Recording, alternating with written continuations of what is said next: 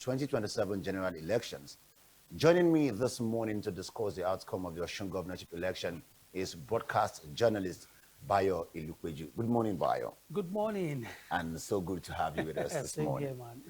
Let's begin with the result itself. Ademola Adeleke has secured another 4 years, winning 19 of the 30 local government areas in the state. In your own assessment, were the decisive factors behind Adeleke's victory? Was it his performance in office, his political structure, the opposition strategy that was not enough, or just a combination of factors?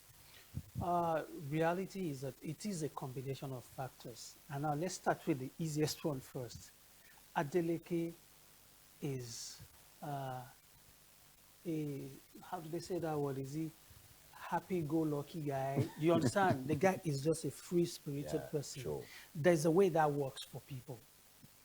Adeleke could get here, and he just looks at you, oh, Shegun, oh, I love your tie. So you mean and he has that human connection? So that human connection is there. And that's usually the first element that catches people. Even if somebody had so many bad details about you, and then the moment they meet you and you are warm, you are receptive, there's that thing that just breaks them first, that, oh man, this guy is not who they say he is. So that being that first. Then the salary thing again, whether Adeleke and his cronies are enjoying some bounties at the back, but to the public, Osun State is a civil service state, primarily. So the fact that people get their pay as at when due also has an effect. That is in comparison to the past governors or to the past administrations. Aregbesola, Oyetola, Osun State people, and especially Osogbo people, they have a way of even staring you in the face and telling you you are a terrible person. Do you understand?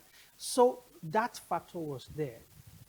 Then the lack of, should I say, cooperation, the infighting within the APC also had a role to play. But above all, in the record of Osun State, the dancing governor, interestingly, the dancing governor has recorded the highest GDP against all odds. So now that the APC had so much muscle, they did all they could, fair, nice. But the reality is that this man has been able to win the hearts of people. Like leading up to the election, I had conversations with my cousins, friends from different parts of the state. But to kill it all, Adeleke came the last minute and started launching projects that connect easily with the people.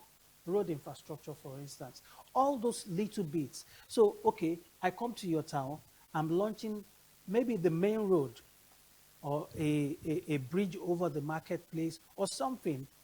The KBAC would come out to say this governor is doing well because he has served my community. So he used those opportunities to work on his optics? Yes, because, you know, when you see an Oni of Ife, for instance, praising the governor. That's a form of endorsement. A week or two before the elections.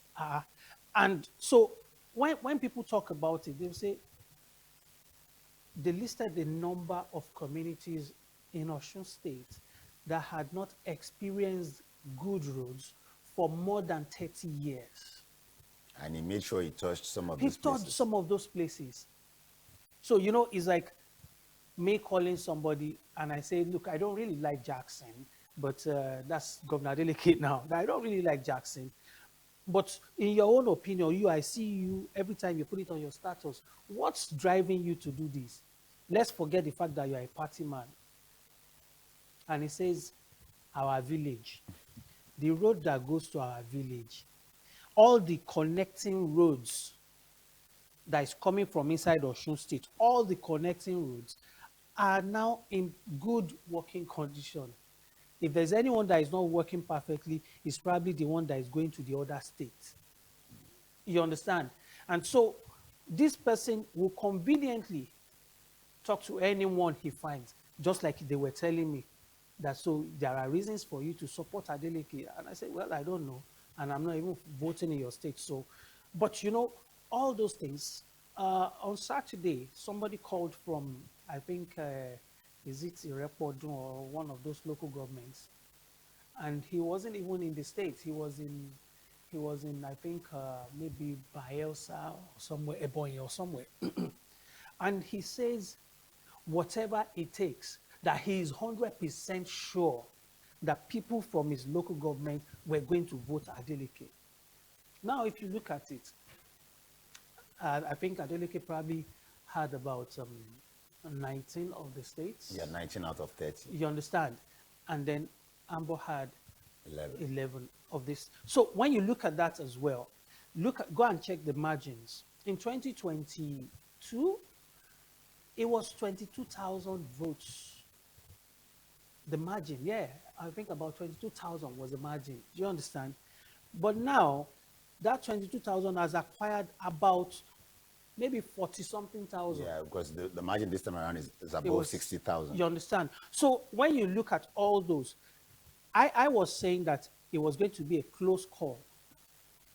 Of course, yes, the big margins came from Ede, and I think maybe parts of Ife. I can't remember. However, the truth is, if you are not good to your people, that kind of support will Will not not happen. happen. All right, let's look at the opposition party now, the Right. ruling party at the national level, talking about the All Progressives Congress, the APC. They came into this particular election with a very strong national political structure. Right. We have someone like Ademola Bashiru, the national secretary of the APC.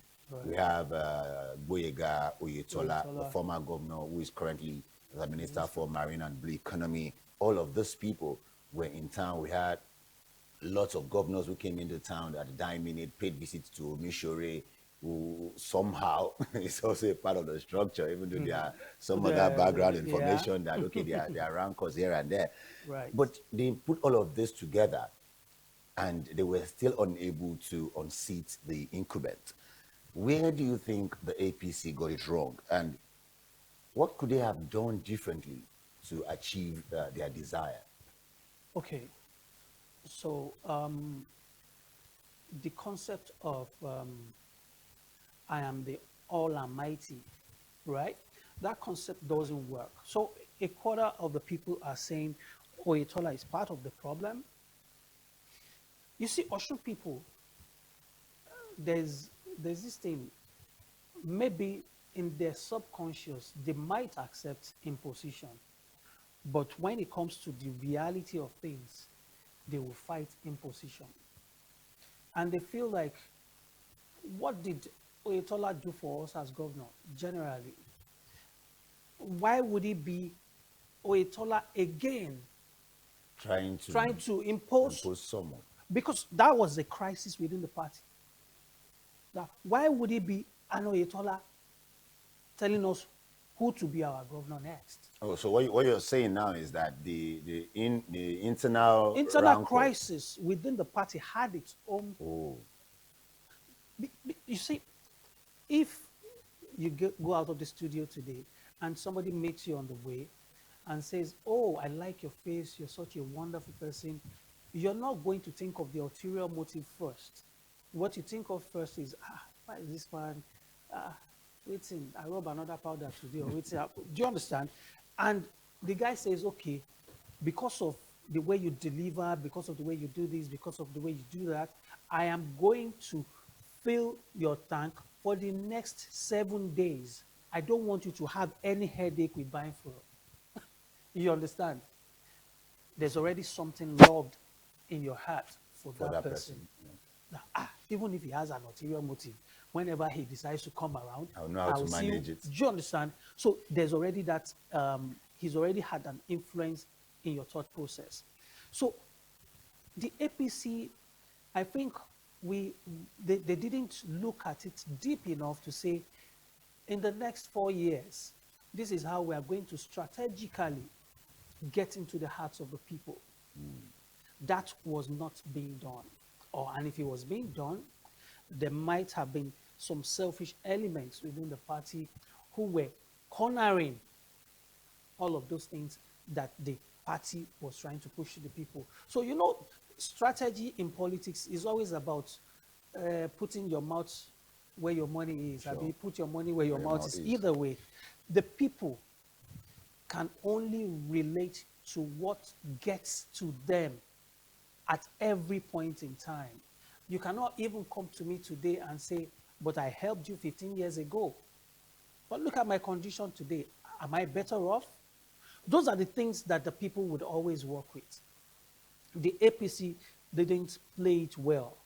The psychology that we are at the center today and we are going to give it all it takes. For instance, you bring all the governors to the place. For what purpose? Do you understand? We had about 30 commissioners of police. What exactly were they doing? That's an assistant commissioner of police, a somebody just high up in the rank. We have a lot of brilliant people that could manage situations. What if crisis breaks out in any of those states where the commissioners came from? Those governors that came to the state, don't they have better things to do within their states? You see, and all these people, all these things will now hit the people that, okay, so they are coming to intimidate us. That's the thinking. It doesn't come as support. It comes as muzzling. Somebody says, why would they have to bring that amount of security operatives, probably about 30,000 operatives, to the state that has 30 local governments? And they referenced the fact that there is insecurity that we didn't see this number of commissioners coming out for, or we didn't see this number of forces coming out to address.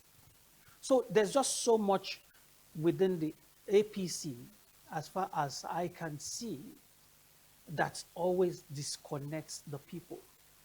So the APC has to sit tight and look at it. Okay, so what exactly are we getting wrong?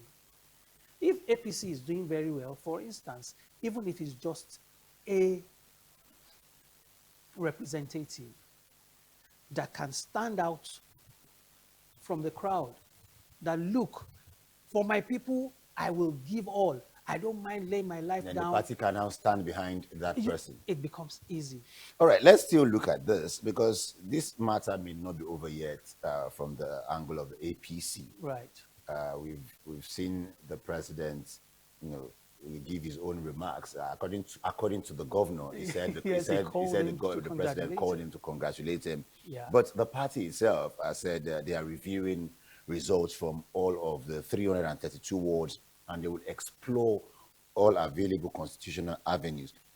So, do you think there are sufficient grounds for the APC to challenge this victory? Looking at how early they threw in the towel during this election, or is it just a normal post-election process for a major political party that, okay, so that doesn't look as if we just considered defeat just like that? So somebody says the lawyers must feed.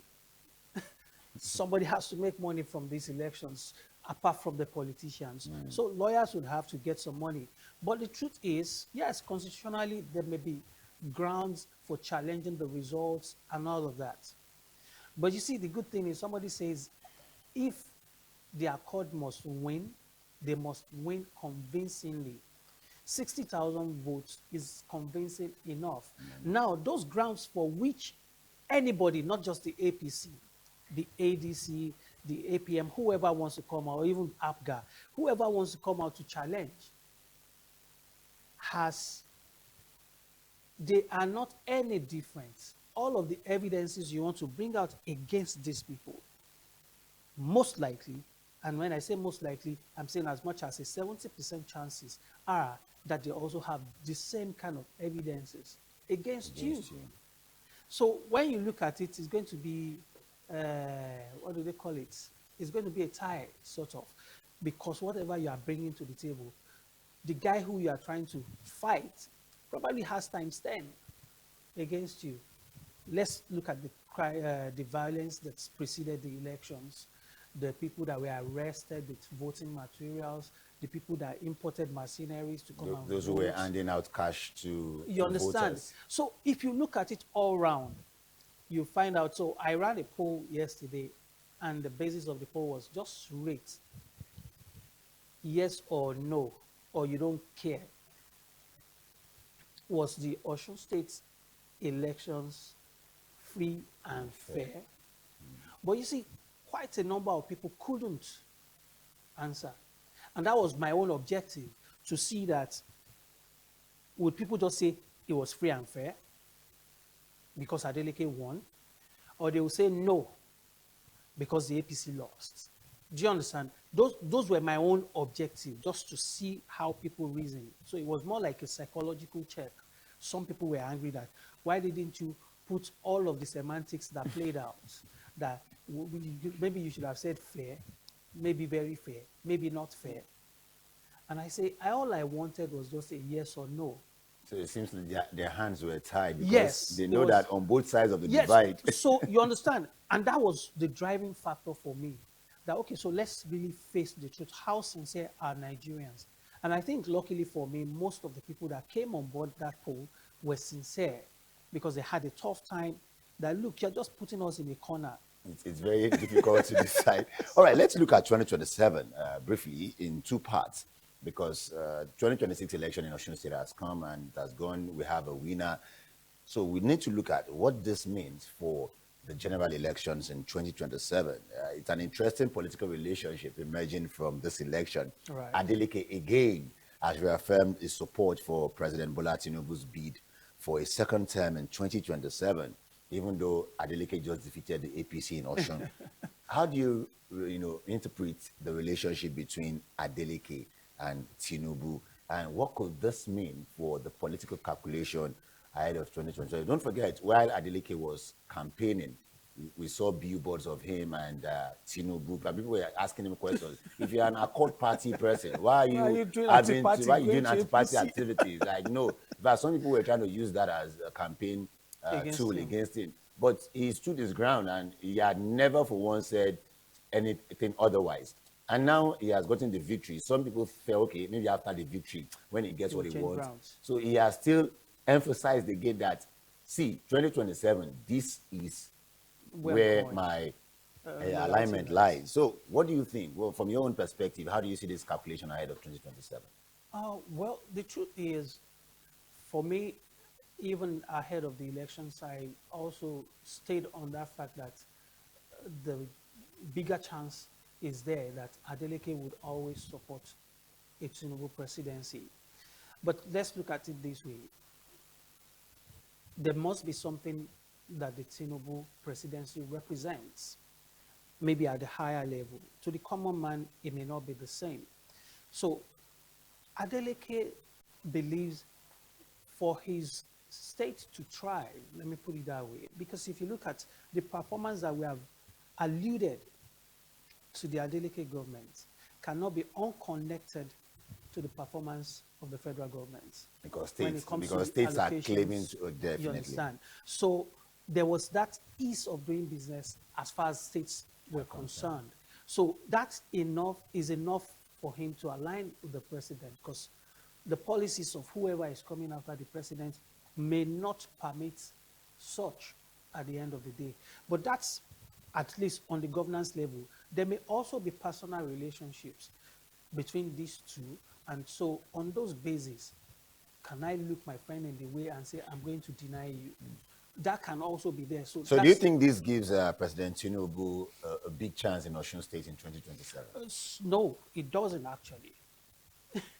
And it doesn't because, you see, we are fast moving away from the era of somebody tells you where the shoe is pinching you. Do you understand? I hurt in the leg, or I don't hurt in the leg, but somebody says, no, your shoes should be comfortable enough for you to hurt. You can't be hurting at this time. Everybody knows where the pain is pinching in. So the only thing that can work for the president is not Adeleke's assurances. What can work for him to clink the ticket or to win the elections in 2027 is to find a way to get to the hearts of the people. And how do you get to the hearts of the masses? I think the federal government has to go past the point of the usual handouts that they do. They have to find something, a soft landing, a way to let the people know that these policies doesn't mean that we don't give a damn about you, the people. And this is what and what. In fact, the communication of the things that are being done, if I tell you, usually revolves around the elites or party members. So people at the grassroots don't really know. You don't know They don't what's have the going on. in-depth. You don't understand what the government is doing, or because you want a better country, must I starve to death? Is it not the living that is going to enjoy the better country? So that has to get into the head of the presidency. And 4 months, 4 months is enough time to actually turn the tide.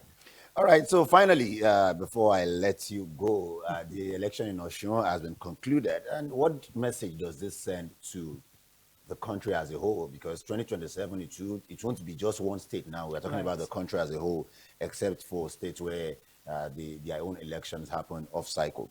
So should the major political parties be reading this as an isolated Osun development or as a warning about the wider political landscape? That see, you don't have to be a part of the party at the center for you to have relevance. If you know what you're doing, if your people feel you, you can come under any platform and do magic. So what message do you think this is sending to every political party out there before you go? Basically, what the Osun State's election outcome really dictates is that you must have the interest of the people at heart. It's not just about you, because you are there because of them. So once you are able to attend to that needs of the people within the capacity that the law permits, it's a free show for you. Thank you so much for joining us, Bayo Ilupeju. Good to welcome. have you on the program Same here. this morning.